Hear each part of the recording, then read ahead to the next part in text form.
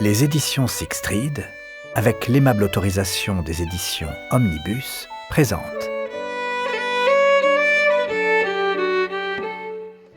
Les White Oak de Jalna, de Mazo de la Roche, interprété par Catherine Gauthier.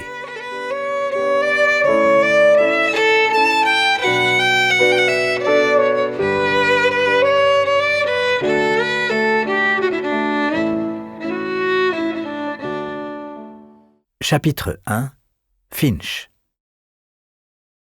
Au-delà du tourniquet où l'on prenait les billets, un passage couvert d'une tente à rayures rouges et blanches conduisait dans le hall du Colisée. Le sol cimenté de ce passage était couvert de nombreuses empreintes de pas humides et boueuses. Un vent glacial le parcourait, plus vif que les rapides chevaux enfermés à l'intérieur. Il n'y avait plus que quelques retardataires qui entraient maintenant. Et parmi eux, Finch White Oak, âgé de 18 ans. Son manteau de pluie et son chapeau de feutre dégoûtaient d'eau. Même la police de ses joues maigres brillait d'humidité. Il tenait à la main une courroie attachant 2 livres et un cahier déchiré, et il lui était pénible de penser que ces objets trahissaient sa condition d'étudiant. Regrettant de les avoir apportés, il essaya de les dissimuler sous son imperméable, mais cela lui donnait une silhouette si déplaisante qu'il les retira timidement et les porta de nouveau en évidence. À l'intérieur du hall, il se trouva dans un tumulte de voix et de piétinements, et au milieu d'une immense profusion de fleurs, de gigantesques chrysanthèmes aux cœurs éblouissants derrière leurs pétales enroulés, de parfaits œillets roses qui semblaient rêver doucement à leur propre perfection, de nonchalantes pivoines, alourdies par leurs riches couleurs et leurs parfums, s'entassaient de chaque côté. Avec son sourire habituel et timide, Finch flâna au milieu de ces fleurs. Leur élégance, leur fragilité, unies à l'éclat de leur teinte, lui apportaient un frémissement de bonheur. Il souhaita qu'il y eût moins de monde. Il aurait voulu avancer seul parmi elles, s'imprégner de leur parfum au lieu de le humer, se pénétrer de leur vive gaieté au lieu de seulement l'apercevoir. Une jolie femme de quelque 10 ans plus âgée que lui se pencha sur la grosse touffe d'un chrysanthème dont le cœur semblait une orange éclatante et l'effleura de sa joue. « Quelle chose exquise !» soupira-t-elle, en jetant un regard souriant à l'adolescent timide qui se trouvait près d'elle. Finch lui rendit un léger sourire, mais il s'éloigna. Cependant, quand il fut certain de son départ, il retourna auprès de la fleur sombre, comme s'il voulait y découvrir un peu du charme féminin qui l'avait effleuré. Il fut arraché à sa contemplation par une voix masculine s'élevant d'un microphone situé à l'intérieur du bâtiment où avait lieu le concours hippique. Il regarda sa montre bracelet et s'aperçut qu'il était 4h15. Il n'oserait pas se présenter dans l'enceinte avant au moins une demi-heure. Il avait quitté l'école sans attendre la fin de la classe pour voir quelques numéros avant ceux auxquels prenait part son frère Rennie. Rennie s'attendait bien à le voir, mais il lui en vaudrait certainement s'il apprenait qu'il avait manqué une leçon. Finch avait échoué à ses examens l'été précédent, et son attitude présente à l'égard de Rennie avait un caractère humblement propitiatoire. Il pénétra dans la partie réservée aux automobiles. Comme il examinait une luxueuse voiture de tourisme bleu foncé, un vendeur s'approcha et commença d'en vanter les perfections. Finch était embarrassé et en même temps flatté d'être traité avec importance et appelé monsieur. Il parla quelques minutes avec le vendeur, s'efforçant de paraître au courant et de dissimuler ses livres.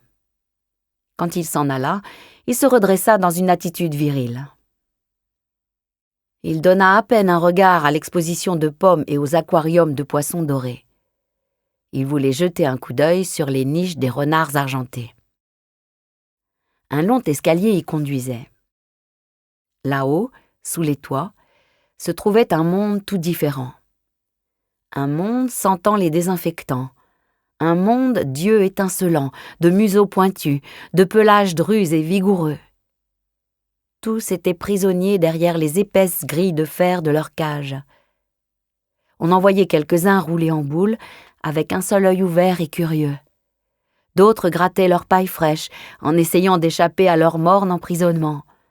Ou encore, se dressaient sur leurs pattes de derrière en passant leurs petits museaux dédaigneux à travers le grillage. Finch souhaita pouvoir ouvrir les portes de toutes ces cages. Il voyait, en imagination, cette fuite éperdue, ce piétinement furieux à travers les champs dépouillés de l'automne, le creusement précipité des terriers et la disparition, sous la terre hospitalière, de tous ces animaux rendus par lui à la liberté. Oh, s'ils pouvaient seulement la leur rendre, cette liberté pour laquelle ils étaient nés, de courir, de creuser, de se multiplier sous terre. Il semblait qu'un mot s'était transmis d'une cage à l'autre, leur apprenant que quelqu'un était venu les secourir. De quelque côté qu'il regardât, des yeux attentifs étaient fixés sur lui. Les petits renards bâillaient, s'étiraient, tremblaient d'espoir. Ils attendaient.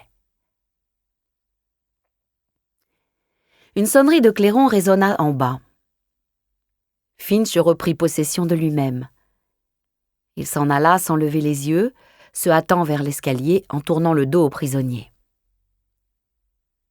Au sommet de l'escalier se trouvait un vieillard languissant et triste devant une exposition de canaris. Il arrêta le jeune homme pour lui offrir un billet de loterie. Le gros lot était un magnifique oiseau chanteur. « Le billet ne vaut que 25 cents et le canari vaut 25 $, lui dit-il. « C'est vraiment une splendeur. Le voilà dans sa cage. Je n'ai jamais élevé plus bel oiseau. Regardez sa forme et sa couleur. Et si vous l'entendiez chanter? Quel cadeau pour votre mère, jeune homme. Justement, voici Noël dans 6 semaines. » Finch pensa que si sa mère vivait, cela aurait été un charmant cadeau à lui faire. Il se vit soudain l'offrant lui-même, dans sa brillante cage dorée, à une mère irréelle et délicieuse d'environ 25 ans. Il leva des yeux avides et brillants sur le canari qu'une nourriture appropriée rendait coquet et vermeil, et murmura quelque chose d'incompréhensible. Le vieillard lui tendit un billet. « Voilà pour vous, c'est le numéro 31. Je ne serais pas du tout surpris si c'était le numéro gagnant. Êtes-vous bien sûr de ne pas en vouloir un autre? Vous pourriez aussi bien en acheter 2 pendant que vous y êtes. » Finch secoua la tête et donna les 25 cents. En descendant l'escalier, il se reprocha sa faiblesse. N'était-il pas déjà assez à court d'argent pour le gaspiller ainsi? Il essaya de se représenter Rénie prenant un billet de loterie pour un canari. Après cette dépense, il se priva d'acheter un programme du spectacle. Les places bon marché étaient bondées. Il fut obligé d'en prendre une tout au fond, au milieu d'une foule mêlée d'hommes et de jeunes gens. Son plus proche voisin sentait terriblement l'alcool. Son nez touchait presque le programme des spectacles de la semaine. « Stupide programme », murmurait-il. « Chaque page est plus stupide que la précédente. » Le jury pénétrait dans l'enceinte. Les cavaliers, tenant leur monture, étaient rangés le long du rideau de cuir. 3 juges, carnet en main, allaient de cheval en cheval, discutant entre eux. Les chevaux demeuraient immobiles, sauf l'un d'eux, qui cabriolait violemment au bout de sa bride. Une bonne odeur de cuir et de cheval remplissait l'air qui restait glacial malgré la masse compacte des spectateurs. La voix dans le microphone annonça les gagnants. On leur remit des rubans, et ils disparurent dans les coulisses avec les vaincus. L'orchestre se mit à jouer. « Stupide et inutile programme, » entendit Finch. « On ne peut rien en faire. » « Peut-être pourrais-je en tirer quelque chose, » dit le jeune homme, désireux de jeter un coup d'œil sur le programme, et cependant ne voulant pas être vu en semblable compagnie. « Achetez-en un pour vous, » lui cria l'homme, « et ne comptez pas sur moi pour vous en offrir un. » Un rire courut dans le voisinage. Finch s'enfonça dans son siège, rouge et humilié. Il fut reconnaissant envers l'orchestre qui attaquait avec fracas la promenade en musique. Son imagination s'éveilla à la vue des chevaux lustrés que des soldats amenaient de leur boxe et qui avançaient avec hésitation et dédain à la fois dans des chemins difficiles. Il se laissa emporter par cette passionnante harmonie de bruit, de mouvements et de couleurs. La lumière tombant du plafond élevé et tamisée par des drapeaux de couleurs vives frémissait dans les vibrations métalliques de l'air. Le numéro suivant était la présentation de chevaux de selle pour dames. Il y eut 15 concurrents, parmi lesquels Silken Lady, présentée par Pheasant Whitetuck, la belle-sœur de Finch. Elle entra la dernière, un énorme 15 fixé sur sa veste. Finch éprouva un certain orgueil à voir Lady faire le tour de l'arène, montrant à chaque pas la richesse de son sang et sa fierté de vivre. Il ressentait aussi une agréable impression de propriété sur Pheasant elle-même. On l'aurait prise pour un jeune garçon très mince, dans sa veste brune et ses culottes, avec sa tête nue aux cheveux très courts. Comme elle semblait jeune, malgré tout ce qu'elle avait souffert, malgré son aventure avec Eden qui l'avait presque séparée de Pierce. Tous deux semblaient plus heureux maintenant. Pierce était très fier que Pheasant puisse faire une bonne exhibition. Un rude garçon, ce Pierce. Il lui avait fait la vie dure pendant quelque temps. C'était heureux qu'Eden soit parti sans difficulté. Il avait fait assez de mal. Mauvais frère pour Pierce, mauvais mari pour Elaine. Tout cela était fini maintenant. Finch donna toute son attention aux Amazones. Un homme imposant, en uniforme de colonel, les mit à leurs pas, les faisant courir autour de la piste, tantôt vite, tantôt lentement. Le visage de Pheasant devint rose. Devant elle se trouvait une jeune fille petite et grosse, vêtue d'un costume de cheval anglais tout blanc, avec un petit chapeau brillant, portant une clochette au sommet, une cravache blanche comme neige. Un jeune homme dit à Finch qu'elle venait de Philadelphie. Elle avait un cheval magnifique que les juges remarquèrent. Finch sentit son cœur faiblir en voyant le cheval américain marcher en cadence. Quand les Amazones descendirent de leur monture et s'immobilisèrent dans des attitudes variées, les yeux de Finch se fixèrent sur Pheasant et la jeune fille de Philadelphie. Ce qu'il craignait se produisit. Le ruban bleu fut attaché à la bride du cheval de la grosse jeune fille. Silken Lady n'obtint ni le second ni le troisième prix. Ils furent accordés à des chevaux de 2 autres villes de la province. Pheasant, son petit visage immobile, se retira avec la troupe des vaincus. Les épreuves féminines de chevaux de chasse suivaient. Dans l'intervalle, on entendit les joyeuses vibrations des tambours derrière l'air martial joué par les corps. La première Amazone entra, sa monture, l'encolure en arc et les sabots brillants, fit voler le temps de la piste avec un air de joyeuse assurance. Le cheval se dirigea vers la barrière.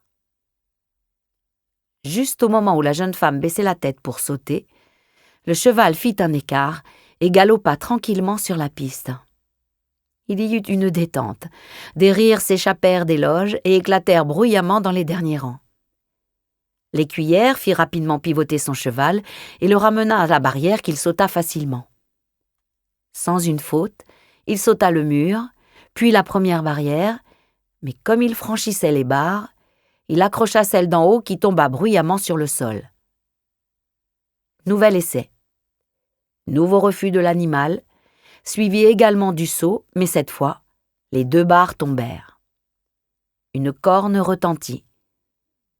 Cavalier et monture disparurent, la jeune fille abattue, l'animal ingénument satisfait de lui-même. Il y eut 2 nouveaux parcours sans incident. La concurrente suivante était la jeune fille de Philadelphie. Son magnifique cheval semblait trop haut pour cette petite créature joufflue et si bien habillée. Mais il était admirablement dressé. Il sauta de lui-même avec ardeur et ne fit qu'une faute au second tour. Ils se retirèrent sous un tonnerre d'applaudissements. À ce moment, entra Pheasant, monté sur Soldier, demi-frère de Silken Lady. Le cœur de Finch se mit à battre violemment en les voyant trotter dans l'arène. Ce n'était pas un jeu que de monter Soldier. Ce dernier semblait peu fait pour cette mince Amazone de 19 ans. Il se présenta de flanc à la barrière, montrant ses dents dans une vilaine grimace. Pheasant le ramena au trot au point de départ et de nouveau le dirigea vers la barrière en l'encourageant doucement. « Faites-lui goûter du fouet », conseilla le voisin de Finch. Une seconde fois, Soldier refusa de sauter. Pheasant le ramena encore au point de départ. Mais cette fois, comme ils approchaient de la barrière, un coup vif la lui fit franchir, léger comme une hirondelle. Il franchit de même chacune des hautes barrières blanches. Les balsanes immaculées de ses jambes de derrière passaient comme un éclair, sa queue brune flottait. Finch souriait de bonheur. Brave petite Pheasant. Brave Soldier. Il se joignit vigoureusement au tonnerre d'applaudissements. Mais son regard était encore inquiet en attendant le second tour. Cette fois-ci, pas d'arrêt, mais une envolée rapide et triomphante au-dessus de chaque barrière, de chaque haie, de chaque double obstacle. Cependant, il fallait toujours s'attendre à quelques surprises avec Soldier. À la dernière barrière, il se déroba, prit un petit galop et disparut au milieu des applaudissements et des rires. La jeune fille de Philadelphie, Pheasant et 3 autres furent rappelés pour un barrage. Toutes les 5 s'en tirèrent bien, mais le cheval américain était le meilleur. Et lorsque les juges lui remirent le ruban bleu, tandis que Soldier n'avait que le rouge, Finch ne put, à son grand regret, qu'approuver leur décision. Bien que, pensa-t-il, la jeune fille ne monta pas aussi bien que Pheasant. Maintenant, c'était le tour de la Corinthian Class, chevaux gris et marrons, bais et noirs qui se pressaient sur la piste les uns derrière les autres. Enfin, voilà Rennie. Ce visage mince et vigoureux semblait faire partie de la jument rouane aux longues jambes. Un murmure d'intérêt courut dans la foule comme la brise dans un champ de blé. Le bruit de l'orchestre s'éteignit, le martèlement des sabots remplaça la musique. Finch ne put rester assis à sa place. Il glissa le long des genoux des spectateurs qui le séparaient du bord et descendit les marches. Il atteignit le rang de ceux qui s'appuyaient sur la palissade bordant la piste. À cet endroit, le temps de la piste semblait de velours. On entendait gémir les courroies, le souffle des belles bêtes en compétition, leur grognement lorsqu'elles regagnaient le sol après avoir franchi la haie dont la verdure retenait les yeux de Finch. Il regardait chaque cheval qui sautait, chaque cavalier qui se penchait sur sa monture, leurs 2 forces musculaires fondues merveilleusement en une seule, à l'image d'un centaure. Pas de femmes dans cette épreuve, rien que des hommes et des chevaux. Quelle passionnante épreuve! Le cheval de Rennie franchit légèrement la barrière, la haie, vola dans l'air et laissa retomber à nouveau ses sabots dans le temps avec un bruit de tonnerre. Les naseaux fumants, la bouche ouverte, le souffle jaillissant de son grand corps, il semblait l'incarnation d'une puissance sauvage et préhistorique. Rennie, avec son nez busqué, ses yeux bruns étincelants dans son étroit visage de renard, son sourire toujours un peu combatif, semblait lui aussi possédé par cette force sauvage. N'y avait-il vraiment pas de femme dans cette épreuve? La jument n'en était-elle pas une? Était-il assez féminin, ce diable rouant et maigre, qui sautait sur un ordre de la bride, qui galopait comme le vent d'Est à travers les vagues? Chaque pouce de son être trahissait sa féminité. Dans sa stalle, n'avait-elle pas adressé des appels provoquants à l'étalon aux yeux de velours? N'avait-elle pas sur la paille fait jaillir de son corps maigre un poulain qui n'était pas encore dressé? Ne l'avait-elle pas léché, ce poulain, le bourrant gentiment du nez, le flairant tendrement? Était-elle assez féminine, mon Dieu, pensa Finch. L'imagination du jeune homme, mise en branle par le tumulte des chevaux qui sautent et dont le souffle chaud caresse son visage au passage, étend comme un écran entre lui et la réalité du spectacle. Il voit la jument de Rény se diriger vers lui au galop au lieu de suivre la piste. Il la voit se précipitant sur lui, le piétinant, l'écrasant sous ses sabots, l'anéantissant. Et voilà qu'il assiste à la séparation de son âme et de son corps piétiné. Il la voit, cette âme, opaque, brillante, silhouette étrange, sauter sur le dos de la jument, derrière Rény dont elle serre la taille de ses bras d'ombre, cependant si fort. Tous deux planent au-dessus des cavaliers environnants et des spectateurs qui applaudissent. Ils montent très haut dans les lumières qui s'élèvent en jets de couleurs vers un ciel d'orage. Soudain, les tambours battent, accompagnés par la musique altière des cors. Finch se retrouve appuyé à la palissade. Ce n'est plus qu'un garçon efflanqué, aux joues creuses, aux épaules maigres et saillantes sous son veston. Son expression est si ridicule que Rény lui-même, trottant tranquillement autour de la piste avec le ruban bleu au cou de son cheval, l'apercevant soudain, pensa « Seigneur, que cet enfant a l'air idiot !» À peine fit-il un petit signe de tête à Finch lorsque ce dernier le chercha parmi les groupes d'hommes et de chevaux réunis dans l'enclos derrière l'arène. Il continua de causer avec un officier très raide, portant l'uniforme de lieutenant américain. Finch avait vu cet officier prendre part à plusieurs épreuves de saut. Dans la liste des lauréats, il venait après Rény avec le ruban rouge. Finch s'arrêta timidement auprès d'eux, écoutant leur conversation sur les chevaux et la chasse, une mutuelle admiration éclairant leurs yeux.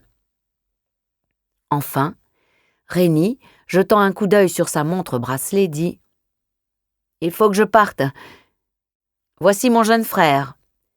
Finch, je te présente Mr. Roger. » L'Américain serra aimablement la main du jeune homme, mais le regarda sans enthousiasme. « Grandit trop vite, je pense, » observa-t-il à l'aîné des Whytuck, tandis qu'ils s'en allaient ensemble. « Oh oui, » répondit Rény. « Il n'a pas d'os. » Et il ajouta en matière d'excuses, « Il est musicien. » « Fait-il des études musicales ? » « Il en faisait, mais j'ai interrompu ses études l'an dernier, quand il a échoué à ses examens. Je suis toujours en difficulté avec lui à ce sujet. Maintenant qu'il ne fait plus de musique, il s'occupe de théâtre. Il semble que tout l'intéresse, sauf son travail. Mais il faudra bien qu'il réussisse. Vous savez que, parfois, le plus décevant des poulains... » Il traversait maintenant un espace pavé découvert, éclairé seulement par la lueur incertaine d'une motocyclette avançant avec précaution au milieu des chevaux, que de bruyants domestiques ramenaient à l'écurie ou à la gare. Cependant, il faisait encore assez clair pour distinguer les visages. Un valet d'écurie, traversant la cour en courant, glissa sur la mince couche de boue qui recouvrait le pavé et tomba en avant. Sa tête heurta violemment l'estomac d'un gros garçon qui conduisait un cheval cabré sous sa couverture. Il grogna. « Sortez votre vilaine tête de là, je vous prie. Vous croyez-vous à un match d'association ?» Le valet répliqua par un torrent d'injures qu'étouffèrent les hennissements du cheval, mécontent du retard apporté à son souper. À l'intérieur, on entendait l'orchestre jouant le God Save the King. Dans la cour, les ombres mouvantes devenaient indistinctes, car l'obscurité tombait et recouvrait tout d'un voile épais. La pluie, intermittente jusque-là, tombait maintenant à torrents, poussée par le vent d'est. Au même moment, le grondement du lac s'accentua, comme si les éléments fatigués de l'activité des hommes et des chevaux se réunissaient pour les anéantir. Rény Whytuck et le jeune Américain se séparèrent, et Finch, qui avait suivi en silence, vint aux côtés de son frère. « Dieu qu'il fait froid !» murmura-t-il. « Froid ?» s'écria l'aîné, étonné. « J'ai très chaud. Ton grand mal, c'est de ne pas faire assez d'exercice physique. Si tu faisais plus de sport, ton sang circulerait mieux. Un poulain à peine né ne trouverait pas qu'il fait froid ce soir. » Une voix les appela, venant de l'auto dont ils s'approchaient. « Est-ce vous, Rennie ? J'ai cru que vous ne viendriez jamais. Je commence à avoir terriblement froid. » C'était la jeune Pheasant. Rennie monta et alluma les phares. Finch s'installa auprès de la jeune femme. « Quel couple !» s'écria Rennie. « Il faudra que je vous mette dans du coton. » « Parfaitement, » continua-t-elle. « Ce serait très mauvais pour bébé si j'attrapais froid. Et il y a déjà trop longtemps que je l'ai quitté. Ne pouvez-vous pas faire démarrer la voiture ? » « Il y a quelque chose qui ne va pas dans cette vieille mécanique, » grogna-t-il. Puis il ajouta plein d'espoir. « Peut-être la machine est-elle un peu froide. » Il se livra à divers essais sur l'antique mécanisme de la voiture, tout en exhalant à mi-voix une haine vieille de 7 ans. Aimant et comprenant les chevaux, il était désorienté par les fantaisies d'un moteur. Pheasant l'interrompit. « Comment me suis-je tenu ?»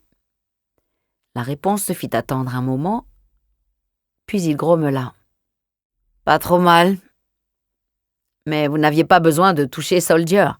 Il aurait beaucoup mieux valu ne pas le faire. » « D'accord, mais de toute manière, j'ai le second prix. » « Vous pouviez être la première si vous n'aviez pas touché Soldier. » La voix de Pheasant s'élevait, indignée. « Avez-vous vu le cheval de cette Américaine ? Quelle splendeur !»« Soldier aussi, » murmura son beau-frère têtu. Finch, très déprimé, s'installa dans un coin de la voiture. L'obscurité enveloppante et humide de la nuit précoce, la pensée des heures de travail à venir dans sa chambre froide semblait vouloir l'arracher de là, comme des mains sortant du sol trempé. Il mourait de faim. Il avait un morceau de chocolat dans sa poche et se demanda s'il pourrait l'atteindre et le mettre dans sa bouche sans que Pheasant s'en aperçût. L'ayant enfin trouvé, il le dépouilla avec précaution de son enveloppe de papier d'argent, comptant sur un brusque éclat de Rennie pour attirer au dehors l'attention de la jeune femme. Il le fourra dans sa bouche, s'enfonça davantage sur la banquette et ferma les yeux. Une impression de bien-être commençait à l'envahir lorsque Pheasant lui glissa à l'oreille « Horrible petit porc !» Il avait oublié la finesse de son odorat. Elle l'imita, fouilla dans sa poche et sortit un étui à cigarette. L'instant d'après, la vive lueur d'une allumette éclaira son petit visage pâle et le pli moqueur de ses lèvres serrant sa cigarette. Une fumée embaumée alourdit l'air humide. Finch avait fumé sa dernière cigarette à midi. Il aurait pu en demander une à Rennie, mais il était préférable de ne pas l'approcher lorsqu'il était en difficulté avec l'auto. Au même instant, l'aîné des White Oaks se rejeta sur son siège avec désespoir. « Nous allons être obligés de rentrer à pied, » dit-il. Et lui aussi alluma une cigarette. La fumée et un morne silence envahirent l'auto. La pluie ruisselait sur les côtés, et à chaque mouvement des rideaux mal ajustés, un vent glacé pénétrait à l'intérieur. Des voitures les dépassèrent, leurs lumières voilées par la pluie. « Vous avez été magnifique, Rennie !» s'écria Pheasant pour détendre l'atmosphère. « Et vous avez eu le ruban bleu. Je suis revenu et j'ai tout vu. » « Je ne pouvais que gagner avec cette bête, » dit-il. « Quelle jument !» Et au bout d'un instant, il ajouta moqueur. « Cependant, si j'avais été assez bête pour prendre le fouet, je ne serais arrivé que second. »« Que j'ai froid !» s'écria la jeune femme, négligeant cette pointe. « Et je ne peux m'empêcher de penser à mon pauvre petit bébé. » Finch fut soudain saisi d'une violente colère contre ces deux êtres assis auprès de lui, en train de fumer. Qu'aurait-il à faire à leur retour à la maison, si ce n'est flâner dans une écurie ou soigner un petit enfant, tandis que lui devrait épuiser son pauvre cerveau à étudier la trigonométrie. Il avala son dernier morceau de chocolat et dit brusquement « Tu sembles intime avec cet extravagant lieutenant américain. Qui est-ce » L'impertinence de ces paroles le saisit dès qu'il les eut prononcées. Rennie se serait retourné pour le jeter par terre, qu'il n'en aurait eu aucune surprise. Il fut même certain d'avoir perçu un frémissement d'inquiétude dans le coin où se trouvait Pheasant. Mais Rennie lui répondit tranquillement. « Je l'ai connu en France. C'est un superbe garçon. Très riche aussi. » Et il ajouta avec envie, « Il possède les plus belles écuries d'Amérique. » Pheasant gémit. « Oh, mon pauvre petit Mouet! Reviendrai-je jamais auprès de lui ?» Le ton de son beau-frère devint bourru. « Ma chère, il faut choisir entre monter à cheval et avoir des bébés. Ce sont deux choses qui ne vont pas ensemble. »« Mais justement, j'ai commencé les deux choses à la fois il y a 1 an, dit-elle. Elles sont aussi passionnantes l'une que l'autre. Et Pierce désire que je les fasse toutes deux. » Finch grommela. « Parlez donc d'un autre que Pierce pour changer. »« Comment le pourrais-je ? C'est le seul mari que j'ai trouvé. » »« Mais ce n'est pas le seul frère que j'ai, et je suis fatiguée d'entendre toujours citer ces paroles comme celles du Tout-Puissant. » Elle se pencha vers lui, et son visage fit une tache claire dans l'obscurité. « Un être aussi égoïste que vous ne désire pas entendre parler d'un autre. Un être qui mange un morceau de chocolat auprès d'une jeune mère affamée. Un être qui... »« Dites encore un être qui et je saute de la voiture !» cria Finch. La dispute fut interrompue par une brusque secousse. Le moteur s'était mis en marche et Rennie poussa un grognement de satisfaction. Il se pencha sur le volant, regardant en avant dans l'obscurité de cette nuit de novembre. La route devint presque déserte quand ils eurent quitté les faubourgs. Les rues des villages qu'ils traversaient étaient vides. À gauche, l'immense étendue du lac et du ciel était plongée dans une profonde obscurité. On n'apercevait que la lueur des phares et 2 lumières rouges sombres, indiquant la présence d'un chaland luttant contre le vent. L'esprit de Rennie s'envola vers les écuries de Jalna. Mick, un beau cheval hongre, avait eu une jambe abîmée le matin même par un coup de pied d'un cheval vicieux nouvellement arrivé. Cela le tourmentait beaucoup. Le vétérinaire avait dit que c'était sérieux. Rennie avait hâte d'atteindre la maison et de savoir comment le cheval avait passé la journée. Il pensa aussi à l'animal, cause de l'accident. C'était un achat de Pierce et son regard avait déplu à Rennie. Mais Pierce ne voyait que la bonne conformation physique d'un cheval. Il dressait ensuite la bête à son idée. Il aurait bien fait de dresser celui-là et de le surveiller de plus près. Rennie fronça les sourcils de cette manière qui faisait dire à sa grand-mère avec admiration « C'est un vrai Kurt, ce garçon-là. Il peut prendre un air terrible quand il veut. » Il pensa à un poulain mis au monde le matin même par une jument de la ferme. Cette dernière était une bête maladroite et affreuse, à la tête de mouton et aux grands pieds plats. Mais couchée dans sa stalle avec son poulain auprès d'elle, elle semblait transfigurée. Il y avait dans cette pauvre bête une sorte de grandeur, de même que la femme la plus laide et la plus maigre revêt soudain une expression de noblesse lorsqu'elle se penche sur son enfant nouveau-né. Quelle créature extraordinaire que les chevaux! Et la nature, n'est-elle pas aussi extraordinaire? Une jument est différente d'une autre jument, un cheval de ferme d'un cheval de chasse.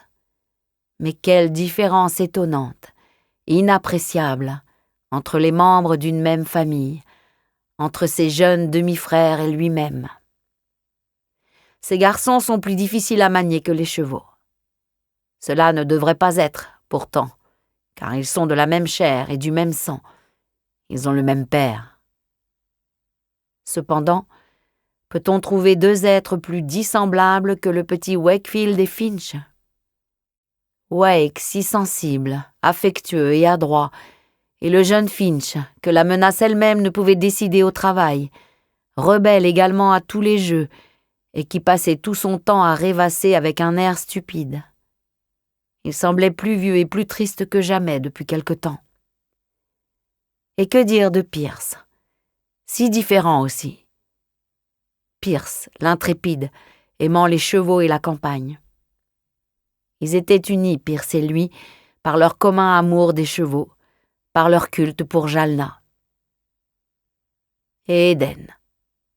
Quand il pensait à Éden, il faisait entendre un grognement qui était aussi un soupir. Pas un mot de lui n'était parvenu à Jalna depuis son départ après son aventure avec Pheasant, 1 an et demi auparavant. Voilà bien où la poésie pouvait conduire un homme, jusqu'à lui faire oublier toute décence et gâcher la vie d'une jeune femme comme Line. Quel beau gâchis que toute cette affaire. Depuis, Pierce était plus sombre et plus fantasque, bien que la venue du bébé eût aplani bien des choses. Pauvre petit gosse, il devait hurler après son dîner en ce moment. Rennie accéléra, sans souci de la route glissante, et cria par-dessus son épaule « Nous serons à la maison dans 10 minutes. Courage, Pheasant. L'un de vous deux a-t-il une cigarette? J'ai terminé les miennes. » « Je n'en ai plus, moi non plus. Que je suis contente d'être presque arrivée. Vous avez joliment bien marché, Rennie, malgré la nuit. »« As-tu une cigarette, Finch ?»« Une cigarette, moi !» s'écria le jeune homme en frottant un de ses genoux osseux qui avait pris une crampe dans son immobilité prolongée. « Je n'en ai jamais. Je ne peux m'en offrir. Tu sais bien que toute ma pension passe à payer mon chemin de fer, mes repas et quelques cotisations de ci de là. Il ne me reste rien pour acheter des cigarettes. »« C'est beaucoup mieux à ton âge, » répliqua son frère d'un ton bref. « Les bâtons de chocolat sont bien préférables, lui glissa Pheasant à l'oreille. Rennie jeta un coup d'œil par la fenêtre. « Voici la gare, dit-il. Je pense que ta bicyclette est là. Veux-tu la prendre ou préfères-tu rester dans l'auto avec nous? »« Quelle affreuse nuit, je crois que je vais rester avec vous. Non. Peut-être. Seigneur, je ne sais que faire. » Et il jeta un regard désolé dans la nuit. Rennie arrêta brutalement l'auto et lui demanda par-dessus son épaule. « Que diable as-tu? Tu n'es jamais content. Décide-toi si possible. Je crois qu'il serait préférable de laisser ta bicyclette où elle est et de venir demain matin à pied jusqu'à la gare. »« Ce sera une course insupportable par un temps pareil, » murmura Finch en frictionnant ses jambes pour les ranimer. « Mes livres seront tout mouillés. »« Eh bien, tu demanderas à quelqu'un de te descendre en auto. »« Pierce veut l'auto de bonne heure, j'ai entendu qu'il le disait. » Rennie étendit brusquement son long bras et ouvrit la portière à côté du jeune homme. « Allons, sors, » lui dit-il tranquillement, mais avec un tremblement de mauvais augure dans la voix. « J'en ai assez de toute cette indécision. » Finch sortit péniblement et fit un faux pas en touchant le sol de son pied engourdi. Il resta immobile, la bouche entr'ouverte, tandis que la portière claquait et que la voiture démarrait bruyamment, envoyant une gerbe d'eau boueuse sur ses pantalons. Il s'en alla lentement vers la gare, accablé de pitié pour lui-même. Sa bicyclette était appuyée sur la bascule, il pensa que ce serait une bonne idée de se peser. Depuis quelques jours, il buvait quotidiennement un verre de lait, dans l'espoir d'engraisser un peu. Il monta sur la bascule et commença à manœuvrer les poids. Des voix masculines discutant très haut parvenaient jusqu'à lui de l'intérieur. La bascule bougea. Anxieusement, il regarda le cadran et son visage s'éclaira. Il avait pris 3 livres. Un sourire enfantin illumina ses traits. Certainement le lait faisait du bien, puisqu'il avait engraissé. 3 livres en 15 jours. Ce n'était pas si mal. Il continuerait. Il descendit de la bascule et commença à retirer sa bicyclette lorsqu'il s'aperçut qu'une pédale appuyait sur la plateforme. Un doute assombrit son front. La pression de la pédale serait-elle pour quelque chose dans l'augmentation de son poids? Il posa la bicyclette de côté et remonta sur la bascule, regardant avidement l'indicateur tremblant. Le poids s'éleva. Finch fit glisser l'anneau de cuivre. 4 livres en moins. Il n'avait rien gagné, mais perdu au contraire. Il pesait 1 livre de moins qu'il y a 15 jours. Tristement, il prit sa bicyclette et sortit de la gare. Il entendit un des hommes demander « Qu'est-ce que c'est que ce bruit ?» et le chef de gare répondre « Je pense que c'est le jeune White Oak, celui qui va en ville pour ses études. Il laisse sa bicyclette ici. » Les voix baissèrent et Finch imagina les remarques désobligeantes dont il était l'objet. Il sauta sur sa selle et pédala furieusement sur le chemin qui longeait la voie. Maudite bicyclette! Et par-dessus tout, maudit lait qui le faisait maigrir au lieu de l'engraisser. Il n'en prendrait plus. Le chemin qui conduisait à la maison était un sombre fourré. Les sapins et les baumiers l'entouraient comme d'un mur avec leurs épais buissons résineux. Leur lourd parfum, mêlé à celui des champignons qui poussaient à leurs pieds, était rendu si violent par l'humidité persistante des 2 dernières semaines qu'on aurait dit une essence palpable tombant de l'épais rideau de branches et s'élevant du sol humide. Cette avenue pouvait conduire aussi bien à un palais endormi qu'au sanctuaire d'une secte d'adorateurs de divinités oubliées. En passant dans cette obscurité oppressante et embaumée, le jeune homme eut l'impression qu'il se mouvait dans un rêve et qu'il pourrait continuer à marcher aussi indéfiniment sans rencontrer jamais ni lumière ni chaleur. Et la paix descendit en lui. Il aurait voulu avancer toujours au milieu de ces arbres centenaires jusqu'au moment où il aurait acquis un peu de leur impassible dignité. Il se vit entrant dans la pièce où la famille était réunie, revêtue comme d'un manteau, de la majesté d'un de ces arbres, et se représenta cette entrée jetant un froid sur les rudes esprits de ces êtres moins parfaits. En arrivant sur l'avenue sablée devant la maison, la pluie se mit à tomber plus fort.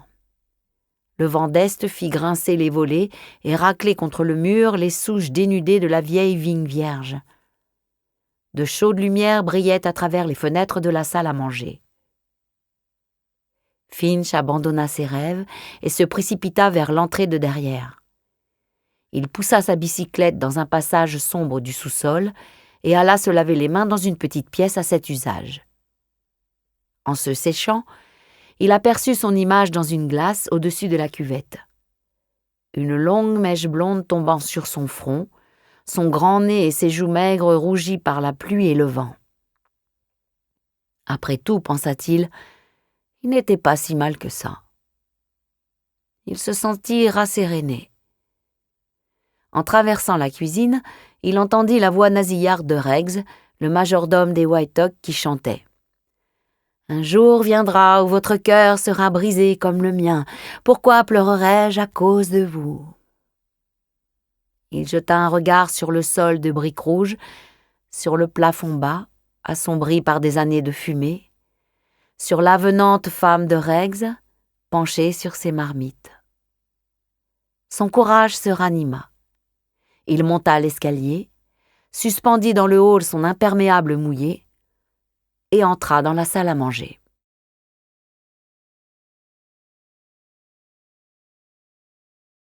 Chapitre 2. La famille. Il y avait un plat spécial au souper de ce soir. Finch en fut averti avant même d'en avoir perçu l'odeur par une expression joyeuse qui éclairait le visage de tous les convives. Tante Augusta l'avait sûrement commandé, car elle savait que Rennie serait affamée après cette longue journée et son violent exercice d'équitation. Finch était censé prendre un déjeuner chaud à l'école, mais il préférait employer sa pension à l'achat d'un léger repas et conserver ainsi une somme assez importante pour des cigarettes, des chocolats et autres fantaisies. De sorte que, le soir, il avait un appétit féroce car il ne rentrait pas à la maison pour le thé. La quantité de nourriture qu'il absorbait, sans réussir à engraisser sa maigre personne, était un sujet de stupéfaction et même d'inquiétude pour sa tante. Le plat spécial de ce soir était un soufflé au fromage que réussissait particulièrement bien Mrs. Reggs. Les yeux de Finch étaient rivés sur le plat depuis l'instant où il s'était glissé à sa place, entre son frère Pierce et le petit Wakefield. Il n'en restait guère et le plat avait quitté le four depuis assez longtemps pour avoir perdu tout son moelleux. Mais Finch avait une envie folle qu'on lui permette de racler la dernière croûte de fromage au fond du plat d'argent. Rennie lui servit une mince tranche de bœuf froid et le regarda de son regard pénétrant en lui montrant le soufflet d'un signe de tête et en lui demandant « Tu veux racler le plat ?» Finch murmura une acceptation en rougissant. Cependant, Rennie regarda sa tante à travers la table. « Un peu de soufflé, tante Augusta ?»« Non, merci, mon cher. Je n'aurais pas dû manger comme je l'ai fait. Le soir, le fromage n'est pas facile à digérer, bien que, cuit de cette façon, il soit plus inoffensif. Et je pense que vous, après... » Le maître de Jalna écoutait avec déférence en la regardant, puis se tourna vers son oncle Nicolas. « Encore un peu, oncle Nick ?» Nicolas essuya sa longue moustache grise avec une immense serviette et dit « Pas un atome de plus.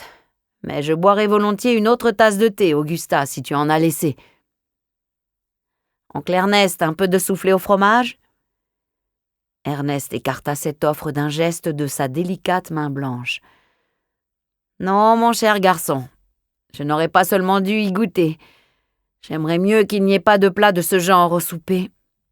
Je me laisse tenter, et ensuite je souffre. » « Pierce ?» Pierce s'était déjà servi 2 fois. Mais avec un regard taquin au coin de l'œil dans la direction de Finch, il dit « Je ne refuse pas une autre cuillerée. »« Moi aussi j'en veux un peu plus » cria Wakefield.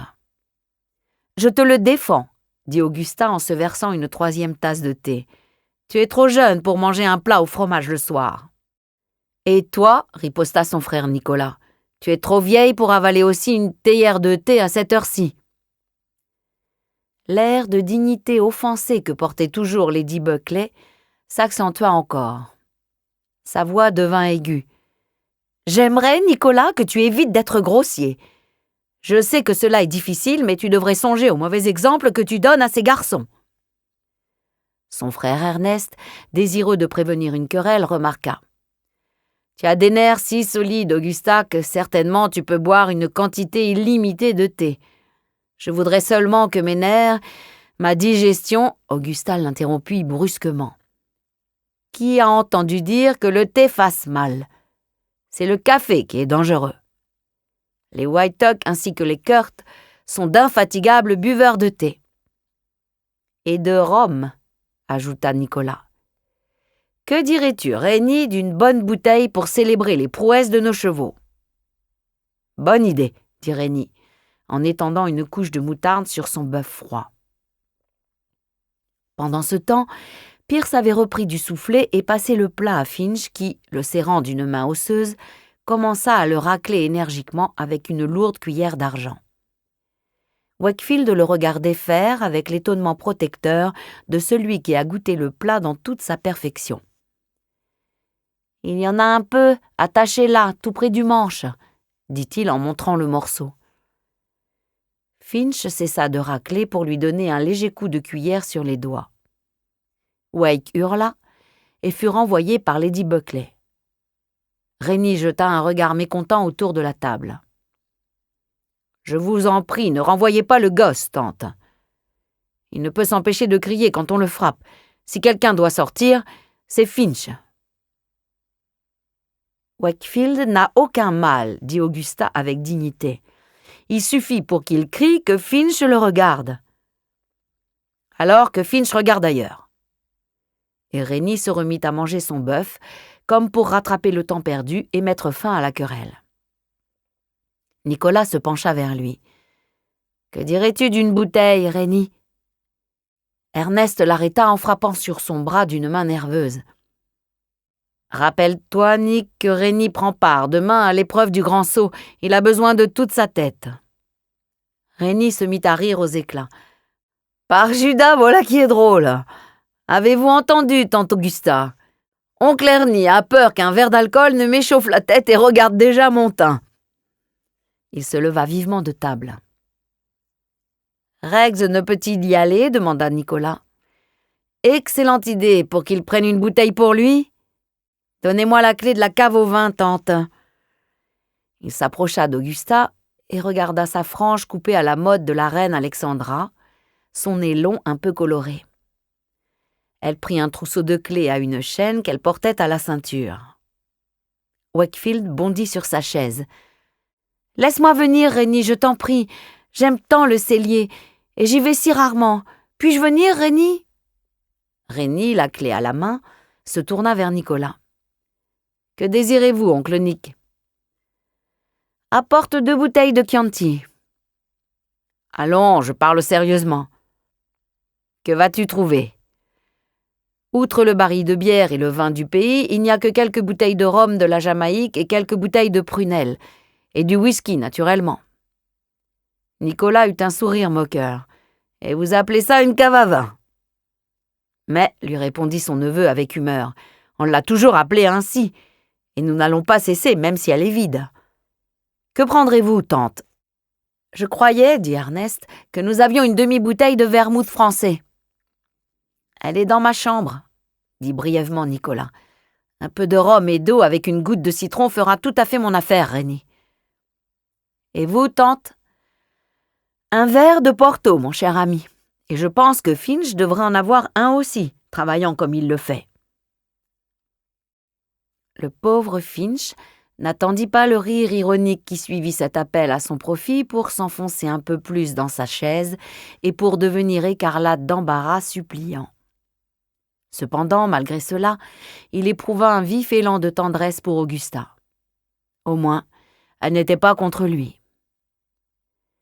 Rennie se dirigea vers le hall et, passant près de Wakefield, il saisit le petit garçon sous son bras et l'emporta comme un paquet. Ils descendirent au sous-sol où leurs narines furent aussitôt imprégnées de ce parfum mystérieux, cher à Wake. Il y avait là une grande cuisine avec ses odeurs variées, la cave au charbon, la cave aux fruits et la cave au vin, le garde-manger et les 3 petites chambres des domestiques dont une seulement était utilisée. C'était là que le couple Reggie vivait son étrange vie souterraine avec ses querelles, sa mutuelle suspicion et parfois ses amours, que Wake avait un jour surprises. Aussitôt que Reggs entendit leurs pas, il apparut sur le pas de la porte de la cuisine, un bout de cigarette éclairant son pâle petit visage. « Qu'y a-t-il, Mr. Whitetuck » demanda-t-il. « Avez-vous besoin de moi ?»« Apportez une bougie, Reggs. Je vais chercher une bouteille. » Une lueur de satisfaction brilla sur le visage du domestique. « Vous avez raison, monsieur. » Et, jetant son mégot sur le sol en briques, il retourna dans la cuisine, d'où il revint bientôt avec une bougie dans un bougeoir de cuivre. Ils aperçurent Mrs. Reggie se levant de la table où elle mangeait pour prendre une attitude respectueuse.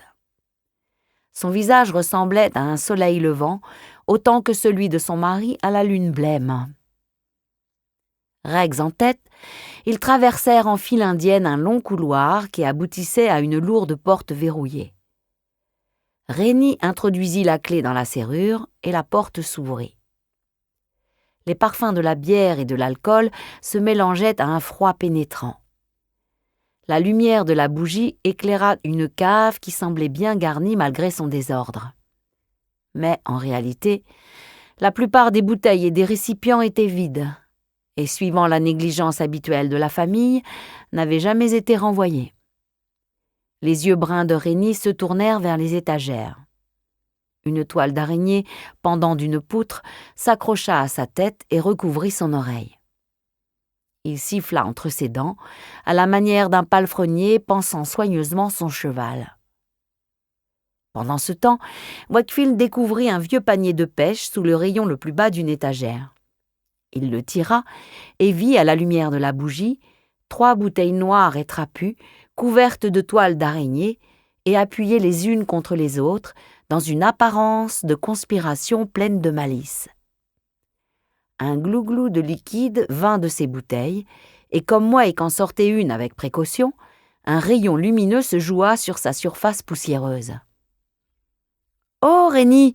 cria-t-il d'un ton craintif. « Voilà quelque chose d'intéressant. » « Si tu avais laissé tomber cela, engeance diabolique, » s'écria Réni, « je crois que je t'aurais fait disparaître sur le champ. » Et il ajouta, en souriant à son domestique, « Un homme doit avoir un secret dans sa vie, n'est-ce pas, Rex ?» Un secret dans sa vie. Quelle était cette potion magique que son splendide frère avait cachée en ce lieu? À quel charme, à quelle magie se livrait-il? Si seulement Réni voulait l'admettre dans son secret. On lui dit de tenir la bougie pendant que Rex refermait la porte à clé. Il vit Réni regarder attentivement les mains blêmes du domestique. Il le vit froncer les sourcils. Puis Réni mit une des 2 bouteilles qu'il tenait sous son aisselle et, de la main ainsi libérée, donna un tour de clé à la serrure. Il retira sa main. « Essayez de nouveau, Rex, dit-il. » Et son visage bien taillé, au long nez court, ressembla terriblement à celui de sa grand-mère. Rex, réussissant cette fois à fermer la porte, ajouta sans se troubler « Je n'ai jamais su fermer ces cadenas, monsieur. » « Surtout quand je suis là, Rex. Allons, prenez la bougie au petit, il la fait pencher de côté. »« Oui, monsieur. Mais auparavant, laissez-moi enlever la toile d'araignée qui est sur votre tête. » Réni pencha la tête et Rex enleva soigneusement la toile d'araignée. Ils formaient une curieuse procession, comme s'ils accomplissaient un rite religieux étrange. Rex, devant, aurait pu être un acolyte malicieux, avec son visage osseux, son nez court, son menton proéminent et la ligne insolente de sa mâchoire qu'éclairait en plein la lumière de la bougie. Wakefield, profondément recueilli, ressemblait à un enfant de chœur, et Réni, une bouteille dans chaque main, à un grand prêtre officiant. L'atmosphère de l'étroit corridor où il passait était celle d'une crypte de cathédrale en ruine. Et de la cuisine où se trouvait Mrs. Rex venait un léger voile de fumée bleue semblable à de l'encens. Rex s'arrêta au bord de l'escalier et leva la bougie en l'air pour éclairer les autres pendant qu'ils montaient. « Bonne soirée, souhaita-t-il, et bonne chance pour les chevaux de Jalna. En bas, nous allons boire à votre santé avec du thé. Ne le buvez pas trop fort, Rex. Ce sera meilleur pour vos nerfs, dit le maître un peu durement, en poussant la porte d'en haut avec son gros soulier. Dans la salle à manger, Nicolas attendait, caressant sa longue moustache de sa belle main ornée d'une lourde chevalière, avec une expression de satisfaction enjouée. Ernest avait déjà une expression de regret, car il savait qu'il allait boire et qu'il en souffrirait. Cependant, une atmosphère de gaieté était répandue dans la pièce. Il ne pouvait s'empêcher de sourire drôlement au visage qui l'entourait, ainsi qu'à la vision anticipée de son propre écart. Augusta était assise très droite, sa broche de camée et sa chaîne d'or s'étalant sur sa poitrine, qui n'était ni trop forte ni trop plate, mais admirablement corsetée, à la mode de sa jeunesse. Elle renversa la tête pour regarder son neveu. Celui-ci épousseta la bouteille de Porto et la plaça devant elle. « Voilà, tante. Donne le tire-bouchon, Wake. Oncle Nick, voilà le rhum de la Jamaïque. Cet animal de Rex voulait laisser la porte de la cave ouverte afin de pouvoir s'y glisser et absorber lui-même quelque chose. Mais je m'en suis aperçu, Dieu merci. » « Quel animal incorrigible, dit Nicolas. Il mérite d'être écorché vif, plaisanta Ernest. J'aurais fait comme lui à sa place, dit Pierce en riant. Pheasant était descendue et avait tiré une chaise auprès de son mari. Elle mangeait un bol de pain et de lait. La vue de sa courte chevelure brune et de sa nuque enfantine inclinée sur son bol amena un sourire tout à la fois amusé et tendre sur les lèvres de Pierce. Il lui tapota le cou d'une main brunie par le soleil en disant « Que tu puisses aimer ça me paraît extraordinaire. J'ai été élevé ainsi, Et de plus, c'est remarquablement bon pour Mouet. Mettez-y un peu de rhum, conseilla Nicolas. Il faut vous réchauffer après ce long trajet glacé, et ce sera excellent pour Mouet. Cela aidera à en faire un white talk et un gentleman. Il est déjà l'un et l'autre, répliqua Pheasant énergiquement. Je ne veux pas donner à mes enfants le goût de l'alcool, même par intermédiaire. Augusta contempla la couleur du vin dans son verre et déclara « Notre vieille bonne avait l'habitude de mettre un peu de vin au fond de nos souliers quand nous sortions dans l'humidité pour nous empêcher de nous enrhumer. Nous ne savions pas ce que c'était que de porter des caoutchoucs et jamais nous ne nous enrhumions. » « Tu oublies, Augusta, interrompit Ernest, que j'avais des rhumes terribles. » À quoi son frère répondit « C'est parce qu'on te gardait à la maison quand il faisait humide. » « Je me souviens, continua Ernest, d'un jour où, étant enrhumé, je vous regardais tous les deux, ainsi que Philippe, par la fenêtre de la chambre d'enfant. Vous jouiez avec notre agneau favori. De temps en temps, papa venait. Il prenait le petit Philippe sur son épaule et le promenait. Il me semble le voir. Il me paraissait si beau. Je me rappelle le rassemblement des pigeons. J'avais l'habitude d'appeler notre père et de lui envoyer des baisers de ma fenêtre. Il n'avait bu qu'un verre de rhum et d'eau, mais cela suffisait pour le remplir d'une douce et romanesque mélancolie. « Oui, je me souviens, dit son frère. Pauvre petit malheureux que tu étais, avec un cache-nez de laine rouge autour du cou et certainement de coton parfumé au camphre dans les oreilles. » Seigneur, si les pigeons étaient aussi nombreux à présent, quel beau gibier cela ferait, dit Rénie. N'est-ce pas, Floss? N'est-ce pas, Merlin? Son ton, le mot gibier qu'il comprenait si bien, réveillèrent les deux épagnols qui dormaient de chaque côté de sa chaise. Ils bondirent en aboyant joyeusement. Finch éleva la voix au-dessus de ses aboiements. « Il me semble que je pourrais bien boire quelque chose. Un garçon de 19 ans peut boire un verre ou deux, je suppose. » Rénie repoussa doucement ses chiens. « À bas, Merlin. À bas, Floss. Qu'y a-t-il, Finch ?» Il se fit un silence. La voix de Finch s'éleva très haut, avec un tremblement de mauvais augure.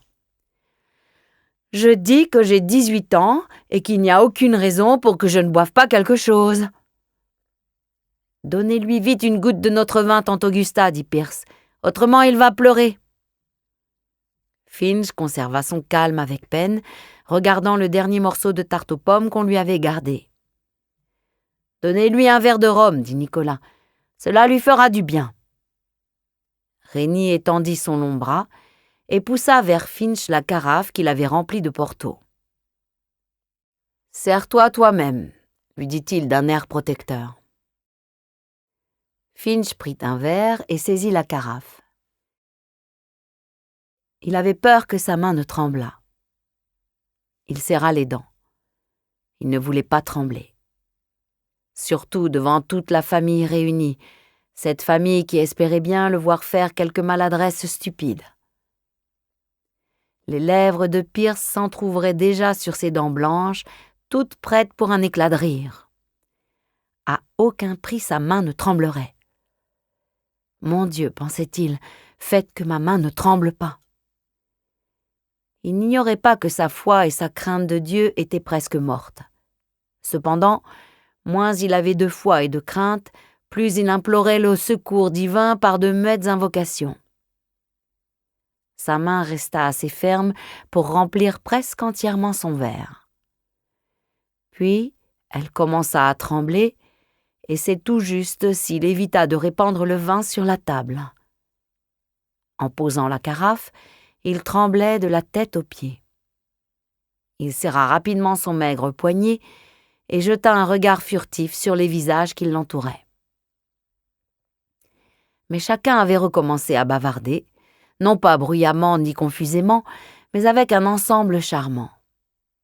Les sourires qui s'épanouissaient sur chaque visage étaient la manifestation tangible de leur joie intérieure.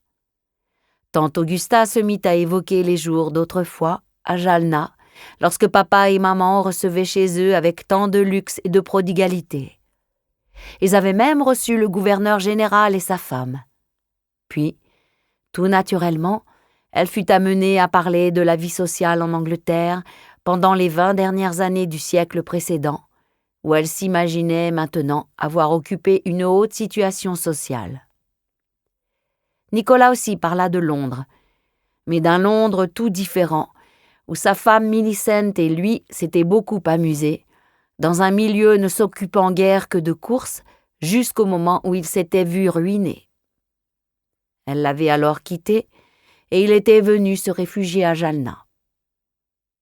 Après avoir bu 2 verres, la seule préoccupation d'Ernest était le vêtement qu'il porterait le lendemain pour assister au concours hippique. Il avait un nouveau manteau en molleton anglais, très coûteux, fait par le meilleur tailleur de la ville, dépense extravagante qu'il ne s'était pas permise depuis bien longtemps.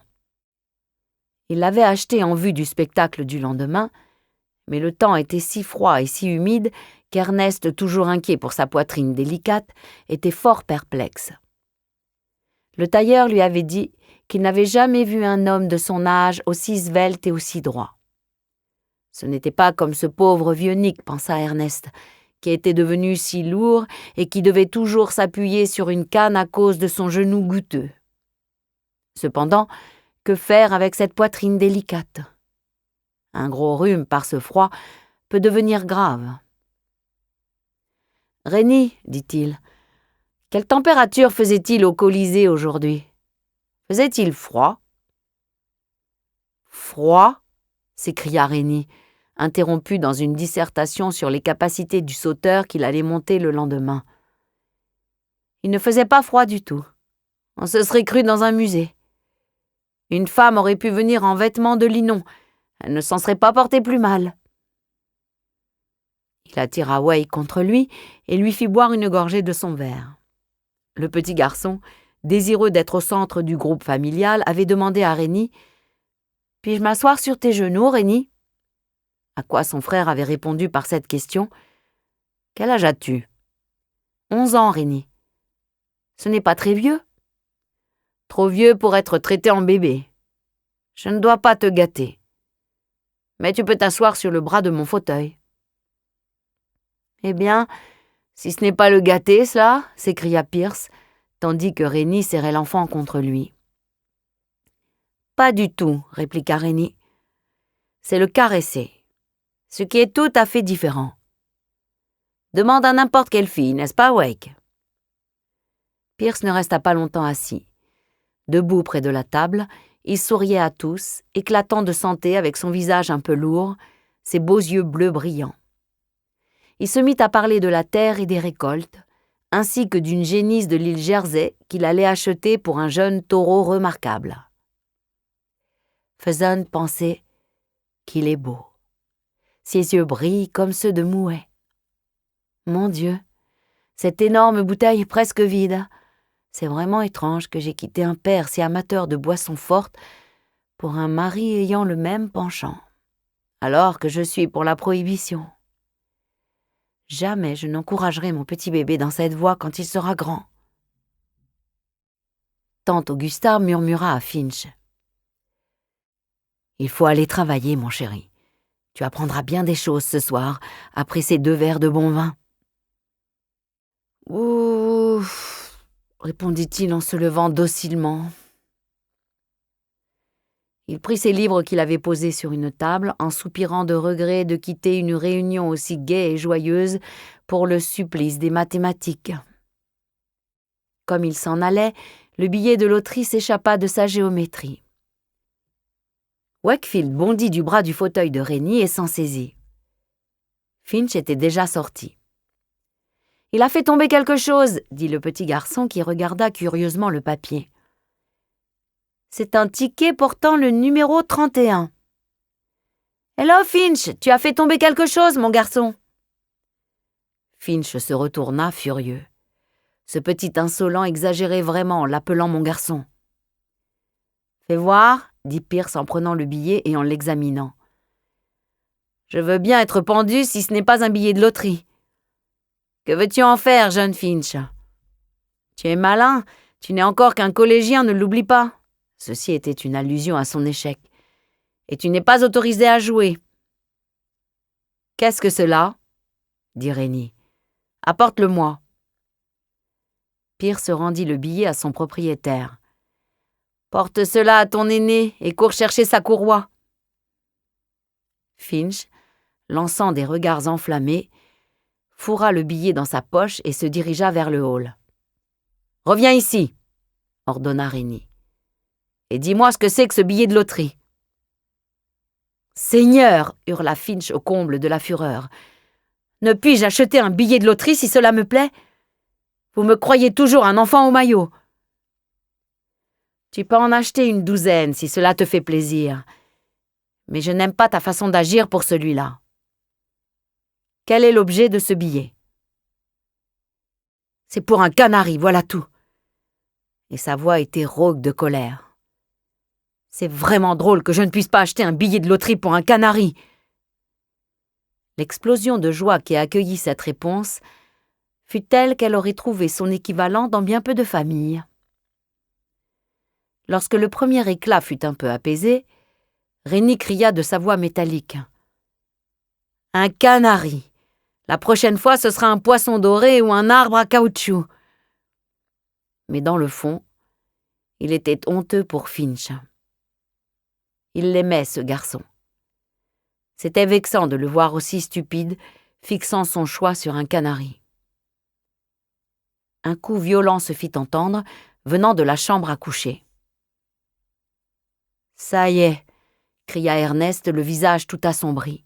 « Que vous disais-je ? Vous l'avez réveillé. Je savais bien que ça arriverait. C'est très mauvais à son âge d'être dérangé. » Augusta répondit sans hâte. « Wakefield, va jusqu'à la chambre de maman, ouvre doucement la porte et dis-lui « Tout va bien, grand-mère, calmez-vous. » À la pensée de la scène entre son jeune frère et sa grand-mère, Pierce se mit à rire bruyamment. Sa tante et ses oncles le regardèrent d'un air de reproche et Ernest ajouta « Pierce, il faut apprendre la politesse à cet enfant. » Wakefield traversa le hall, très digne sous le poids de sa propre importance. Il ouvrit la porte de la chambre et, s'y glissant doucement, regarda presque avec terreur cette chambre que l'on devinait plutôt qu'on ne la voyait, à la lueur de la veilleuse placée sur une table basse à la tête du lit. Avant de parler, il referma la porte derrière lui pour atténuer le bruit des voix venant à travers le hall. Il voulait se faire un peu peur à lui-même, mais à peine un peu, avec l'étrangeté de sa solitude auprès de sa grand-mère, dans cette lumière voilée, tandis que les gouttes de pluie tombaient du toit devant les vitres et qu'un seul œil rouge semblait briller dans l'âtre, comme si un esprit malin et caché le regardait. Il resta immobile, écoutant la respiration un peu courte de sa grand-mère, pouvant tout juste distinguer la tache sombre sur l'oreiller et le mouvement incessant de sa main sur le couvre-pied rouge. Les fleurs et les fruits peints sur le montant du vieux lit de cuir qu'elle avait rapporté de l'Est s'éclairaient un peu, moins éclatants que le plumage du perroquet qui s'y trouvait perché. Un soupir venu du lit passa dans l'air alourdi, comme le parfum d'un bouquet oublié, cueilli il y a bien longtemps. Tous les souvenirs lointains de ce lit étaient évoqués. C'était là qu'avaient été conçus Augusta, Nicolas, Ernest et Philippe, le père de tous ces ardents jeunes Whiteock. C'est là que tous quatre ils étaient nés, là que Philippe était mort. Que d'émoi et que de souffrances, que d'extase et d'intrigue, que de rêves ce lit avait connus. Maintenant, grand-mère y passait la plus grande partie de son temps. Sa main s'éleva et resta en l'air au-dessus du couvre-pied. Une faible lueur rouge vint de la bague de rubis qu'elle portait toujours. Elle cherchait sa canne. Avant qu'elle eût pu la saisir, Wakefield se précipita vers elle, lui disant comme un petit perroquet Tout va bien, grand-mère, calmez-vous. » Il prononçait avec délice ces mots importants que tante Augusta lui avait mis dans la bouche. Il aurait aimé les répéter, et répéta en effet « Calmez-vous, grand-mère. » Elle leva les yeux vers lui sous ses épais sourcils roux. Son bonnet de nuit était de travers et lui cachait complètement un œil, tandis que l'autre regardait l'enfant avec intensité. « Calmez-vous, » répéta-t-il en tapotant le couvre-pied. « Je calmerai cette famille avec ma canne, » s'exclama-t-elle violemment. « Où est-elle, cette canne ?» Il la lui mit dans la main et recula un peu. Elle réfléchit un instant, cherchant à se rappeler ce qu'elle voulait faire, lorsqu'un éclat de rire à demi étouffé parvint de la salle à manger et rafraîchit sa mémoire. « Que signifie tout ce bruit et quelle est la cause de leurs cris ?»« C'est au sujet d'un canari, Graine, pour lequel Finch a un billet de loterie. » Il se rapprocha d'elle pour mieux juger de l'effet produit par ses paroles. Cet effet fut terrible. Les traits de la vieille femme furent bouleversés par la colère. Elle le contempla, incapable de dire un mot pendant un instant. Puis articula péniblement « Un canari, un oiseau, un autre oiseau dans la maison. Je ne veux pas. Bonnet sera fou de rage. Il ne le supportera pas et le mettra en pièces. » Bonnet, entendant son nom, sortit sa tête de sous son aile et la pencha en avant pour contempler sa maîtresse du haut de son perchoir à la tête du lit. « Aramzada !» jura-t-il en hindou. « Aramzada et Flatoun, Paji, Paji !» Il se dressa sur ses pattes et battit des ailes, ce qui amena un petit courant d'air chaud sur le visage de Wakefield. La vieille Mrs. Whiteock s'était soulevée toute seule sur son lit. Elle avait retiré de dessous la couverture ses grands pieds enveloppés de chaussons rouges, ainsi que ses longues jambes blêmes. « Ma robe !» cria-t-elle. « Là, sur cette chaise, donne-la-moi. Je leur ferai voir si je veux d'un canari babillard et endiablé dans la maison. » Wakefield savait bien qu'il aurait dû courir à la salle à manger pour appeler un des aînés. C'était un événement sans précédent que de laisser grand-mère se lever sans l'aide de tante Augusta ou d'un des oncles. Mais l'amour de la nouveauté et du mouvement l'emporta sur la prudence. Il apporta la lourde robe rouge et l'aida à la mettre. Puis il mit la canne dans sa vieille belle main impatiente. Mais ce fut une bien autre affaire quand il s'agit de la mettre debout. Pourtant qu'il la tira par le bras, il ne réussit pas à la faire bouger. « Ah !» gémissait-elle à chaque effort héroïque qu'elle faisait, tandis que son visage prenait de plus en plus la couleur de sa robe. À la fin, elle laissa tomber sa canne. « Rien à faire, » murmura-t-elle. « Rien à faire. Prends mes deux mains et tire-moi. » Elle lui tendit les mains, un regard suppliant et plein d'espoir dans l'œil que ne cachait pas son bonnet. Elle espérait certainement que le petit garçon réaliserait son désir, mais lorsqu'il la tira de toutes ses forces par les deux mains, le seul résultat fut que ses pieds glissèrent sur le tapis et que son petit corps s'écroula dans les bras de la vieille dame. Elle éclata de rire et le serra contre elle. Mi-riant de sa position, mi-fâché de son impuissance, il se mit à jouer avec les brides de son bonnet. « Padji, Padji, Cousapouch !» cria Bonnet en battant l'air de ses ailes multicolores. Mrs. Whiteock repoussa Wakefield. « Que faisions-nous » demanda-t-elle un peu étonnée. « J'essayais de vous lever, Gran. »« Pourquoi faire ?» Et ses yeux s'éclairèrent d'un soupçon. « Mais le canari, Graine! Avez-vous oublié le canari de Finch ?» Aussitôt son vieux visage s'enflamma de colère. « Si je me souviens, certainement, un canari dans la maison. Je n'en veux pas. Je bouleverserai tout. Je ferai une scène. Il faut que j'aille à la salle à manger. » Si j'allais chercher Rennie, Non, non, non. Il me remettrait au lit, me recouvrirait, l'animal. Je le connais. Il faut que j'aille à la salle à manger pour leur faire peur. Et il faut me hâter, autrement l'un d'eux va venir. Ernest arrivera en pleurnichant, Nicolas en grognant ou Augustin en redressant la tête. Non, non. Si vous essayez de vous traîner, Graine. Sa grand-mère lui jeta un regard furieux. Me traîner? Un membre de ma famille se traîner. Un Kurt se traîner. Apprends qu'un Kurt ne rampe ni ne se traîne jamais, pas même devant son créateur. Il marche droit, même s'il doit s'appuyer sur quelqu'un. Que les lâches se traînent, les limaces et les serpents. Elle s'interrompit en regardant autour d'elle avec inquiétude. Que disais-je? Vous parliez de toutes les choses qui se traînent, Graine. Vous en étiez au serpent.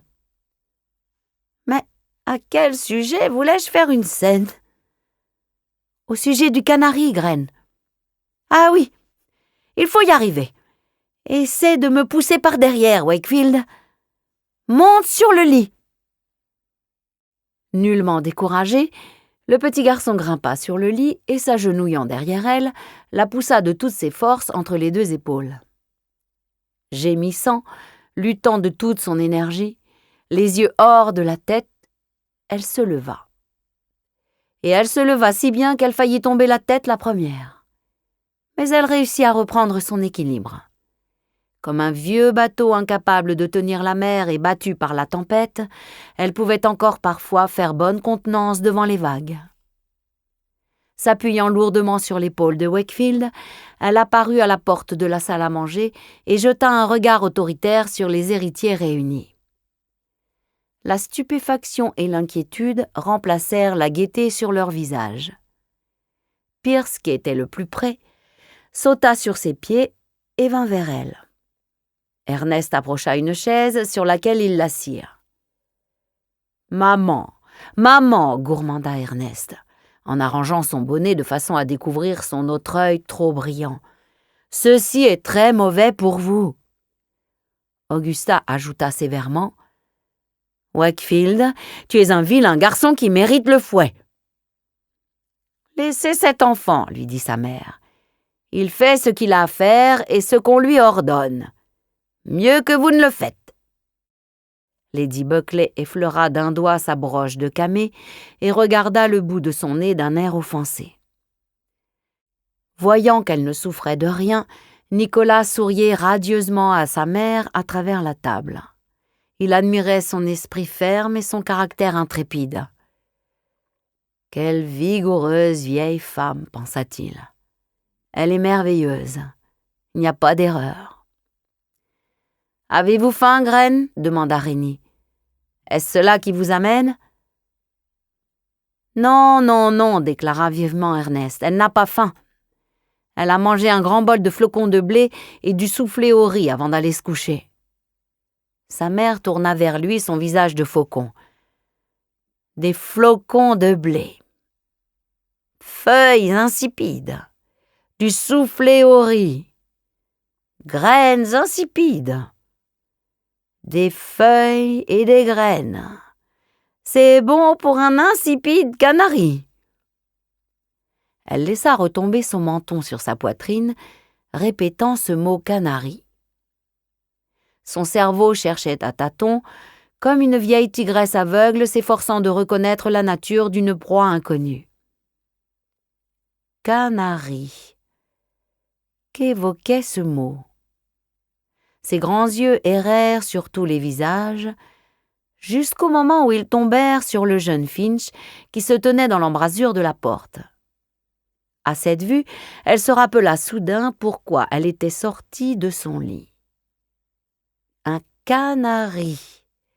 Finch avait apporté un canari dans la maison, un petit oiseau chanteur, criard et sautillant à Jalna.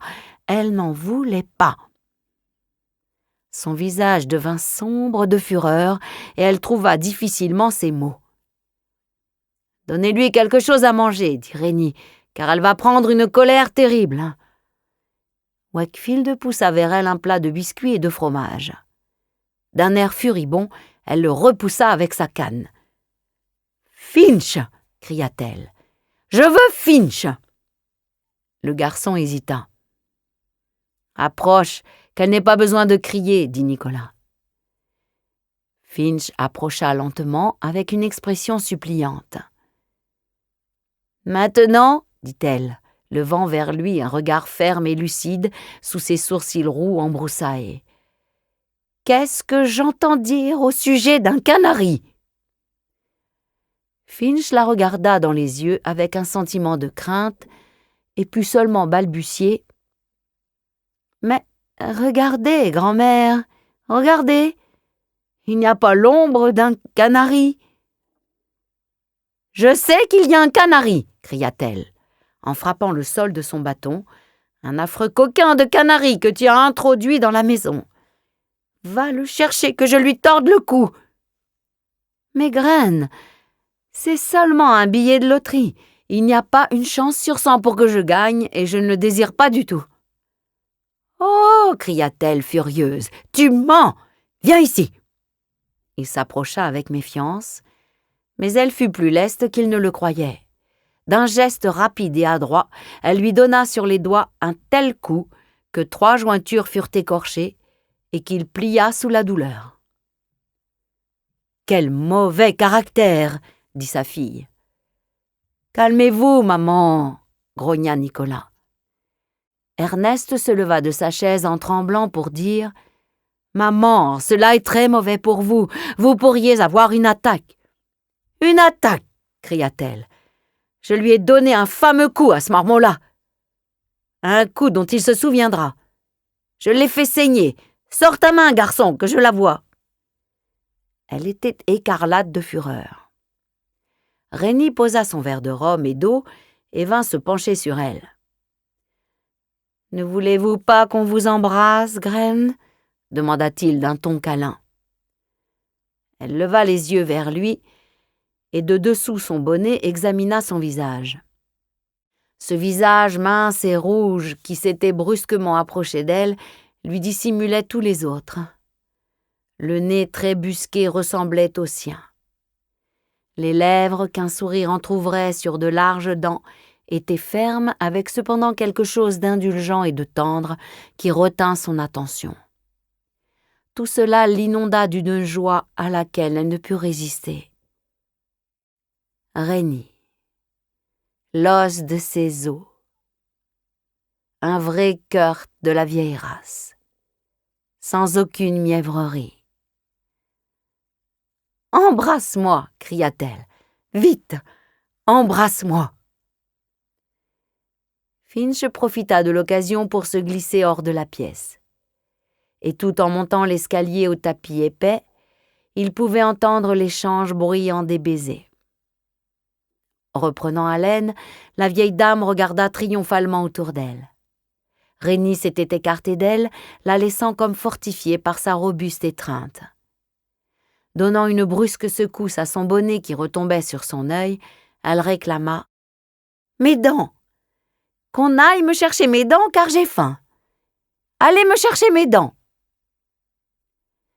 L'un de vous veut-il y aller ?» murmura Augusta résignée. Wakefield bondit joyeusement jusqu'à la chambre et revint instantanément avec les 2 râteliers dans un verre d'eau. Mrs. White-Tuck se pencha vers lui et lui tendit les mains. Elle ne pouvait supporter d'attendre. Le petit garçon poussa le verre devant elle. « Pour l'amour du ciel, attention, enfant !» s'écria Augusta. « On n'aurait pas dû lui permettre d'y aller, » dit Ernest, qui, plein de mépris pour lui-même, se versa cependant un peu plus de rhum. « Quelle bonne soirée !» pensait un peu plus tard Rénie. Quel bon souper avait fait la vieille dame. Et les vieux oncles, comme ils étaient heureux de leur excès de rhum. Jamais ils n'avaient vu l'oncle Nicolas aussi amusant qu'après le départ des femmes, lorsqu'ils s'étaient trouvés seuls, entre hommes, leurs verres remplis à nouveau et les rideaux rouges bien fermés. Quelle bonne journée! Les chevaux avaient été parfaits. Lui aussi. Il ressentait une agréable sensation de fatigue saine dans les jambes et dans les bras, pas même une sensation, plutôt une perception nette et agréable de chacun de ses muscles. Comme la jument avait bien tiré et bien lutté. Avec son corps mince replié dans son fauteuil, son visage osseux et bruni incliné sur le bois de la table où se reflétait la lumière des candélabres, l'aîné des White-Oak aurait fait un beau modèle pour un artiste désireux de peindre la soirée d'un chasseur. Le peintre aurait trouvé dans la position des membres et les lignes de la tête une expression parfaite du repos de l'homme qui met tout son bonheur dans des travaux violents et simples. Rex levait le couvert. Comme il enlevait les bouteilles où restait encore un peu d'alcool, le maître de Jalna lui fit un signe en disant simplement « C'est pour vous, Rex. »